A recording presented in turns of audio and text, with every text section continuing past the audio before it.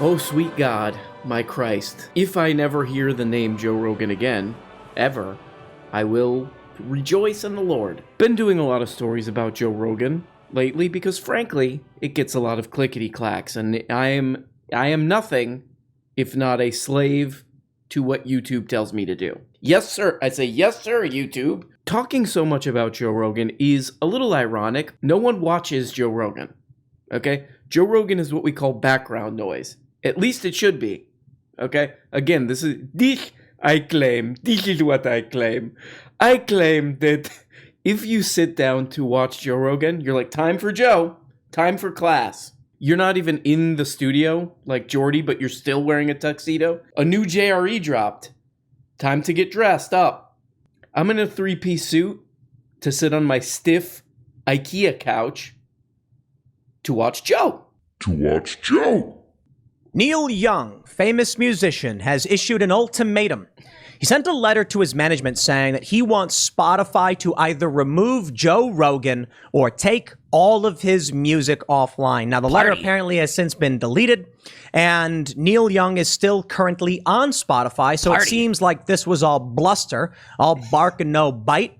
And ultimately, Neil Young back.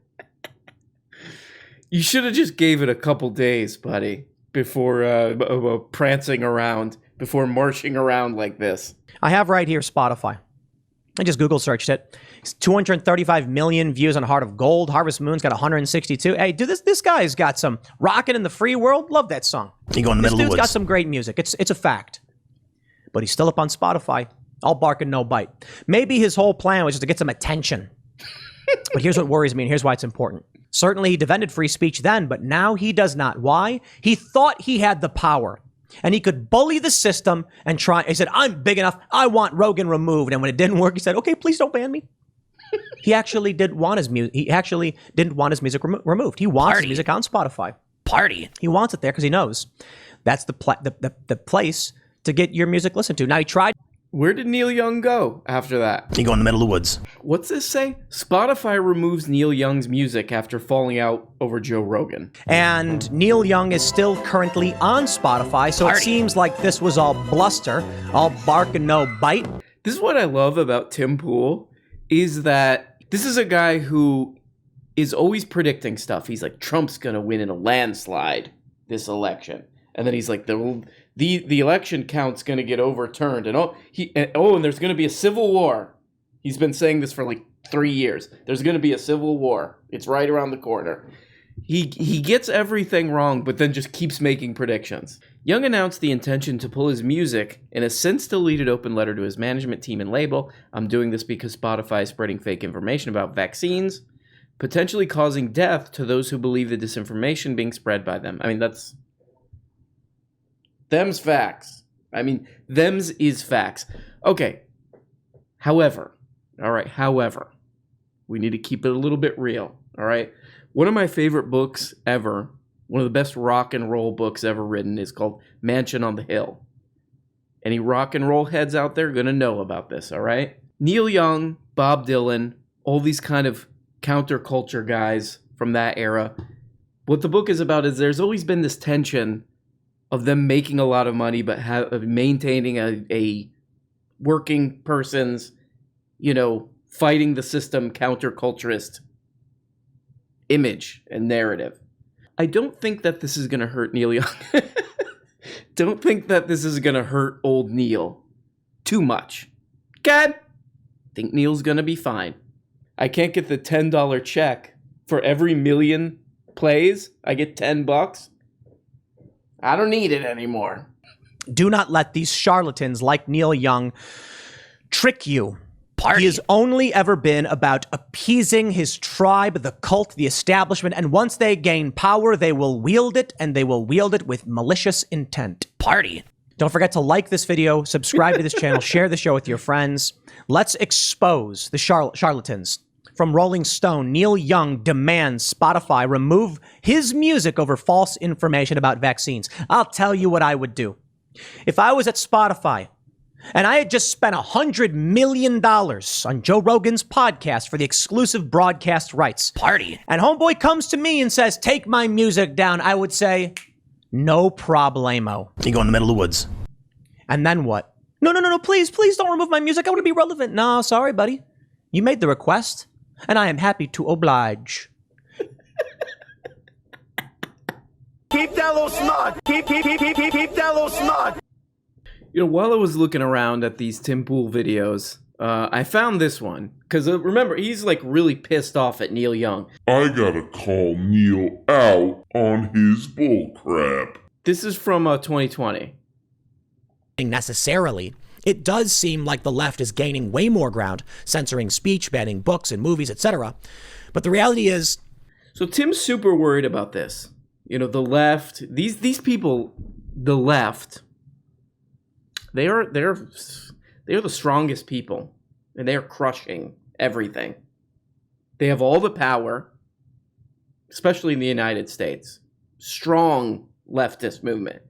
And they're banning books. They're banning books. Oh, what's this story? Oh. Tennessee, and by the way, they've been doing this all over the country. These like dumbass conservative school board people. Tennessee banned Mouse, the Art Spiegelman Holocaust book. Banned it. And then they were like, why did you ban it? Because it says ass in it. Did you ban it because... Tennessee? Did you ban it because it's a negative view of the Holocaust? No, I did not. How dare you? Look, I know that that's not nice to do that voice, okay? Tennessee, all praises due to the cool people in the South. I just really like doing that voice. Weird, kind of odd. No stories about that. There are literal book bannings going on from the whack job conservatives across the country. Silence from Tim on that one. That's weird. It almost makes me look at him and think, what a pervert. And then I say, I may just never come back. And then you learn when you get older, they spit in your face. Well, you want to know what drives me? What? It ain't money. Really? It's pushing back against the charlatans, exposing the deceivers, and standing up for the rights of the little guy, standing up for our freedoms, being rational, being honest, and allowing you to decide for yourself how you should live. Oh, thank and at you. the So I don't know if you guys know about the Steven Donziger case. This is a guy who went to Ecuador, I think it is. Chevron, the oil company, was basically ruining that place, and he did a lawsuit. He's a lawyer, and he did a lawsuit against them, fought for the people in Ecuador, and they won that case. And Chevron was destroying these people's water and the ecosystem in general. That's just they were. What Chevron has been doing is just pumping endless amounts of money to retaliate against this guy, this lawyer, Steven Donziger. He actually did 45 days of jail time. I mean, this would be a great example of somebody who's like, I'm gonna fight the power for the little guy.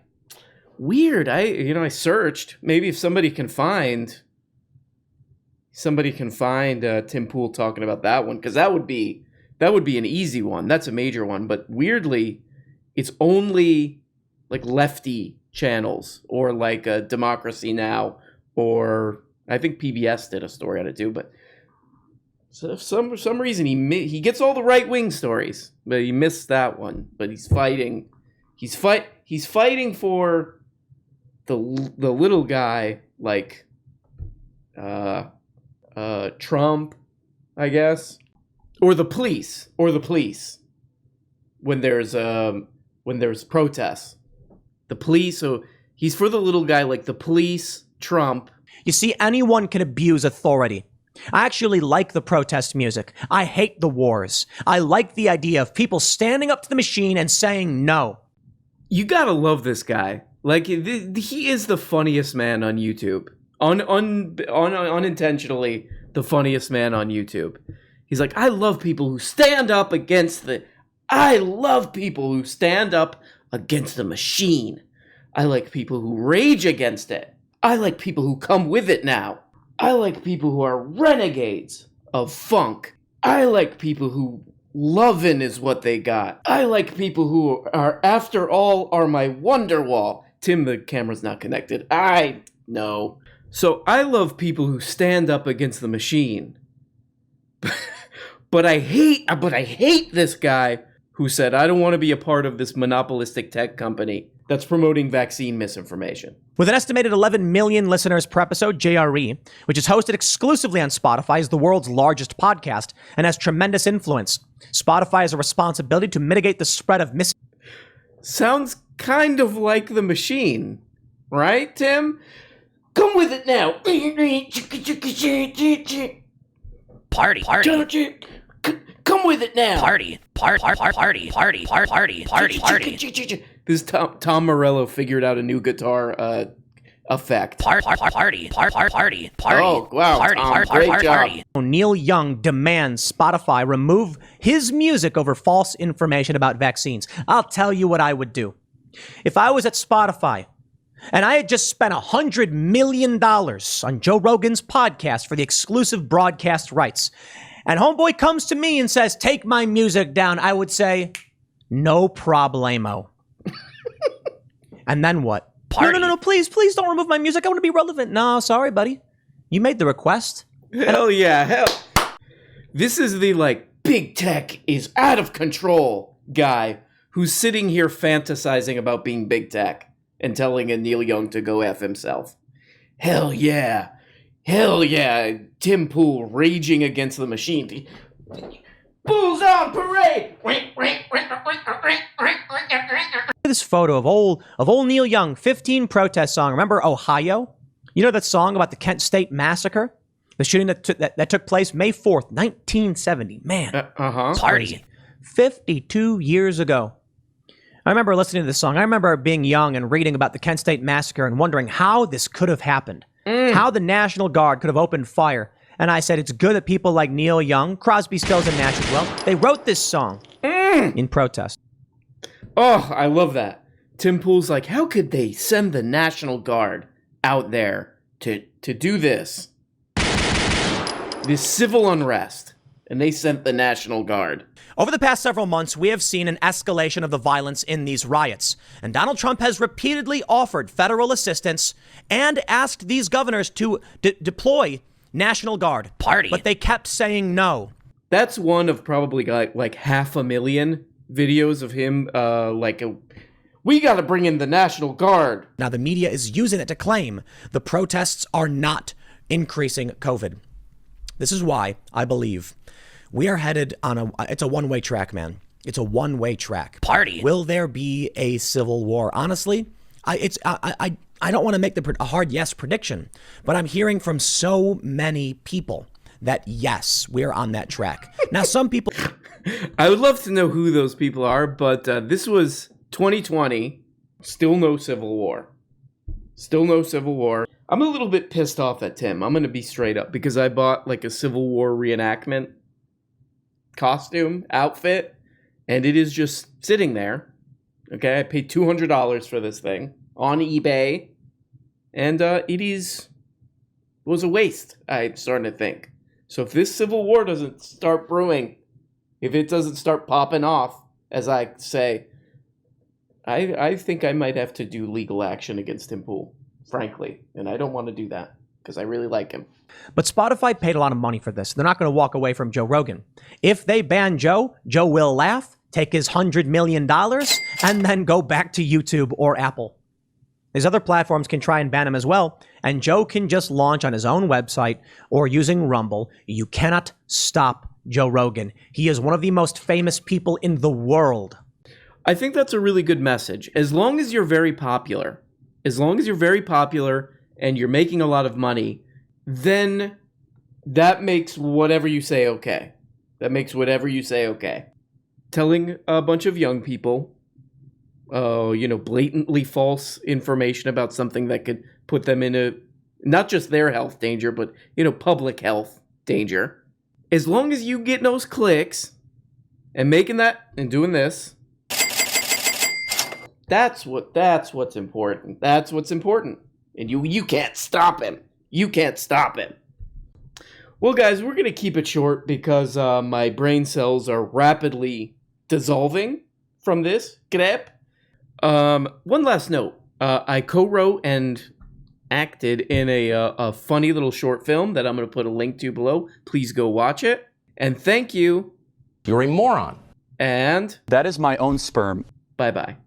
Hey, guys. You're only getting a fraction of the weekly shows. If you want a new motherfucking episode every day, subscribe on Patreon for as little as 2 bones. You get the patron-only Tuesday and Thursday shows, the Bookablega show where we look at important books, and the goddamn weekly behind-the-scenes show. And for only 25 bones, you could become a producer and get your name up here. Look at these people. These people make this show possible. If it wasn't for them, nothing. We don't have a show. We got nothing, and it's garbage. And we have to just leave. We have to just basically walk away, and we don't even really know where we're walking. That's the truly troubling part about all this. But please, become a patron today for as little as 2 bones, or 5 bones is another level, or 10, or you go the full 25 and you get up here. Big special thanks to these people. Love you guys. Love you guys so much.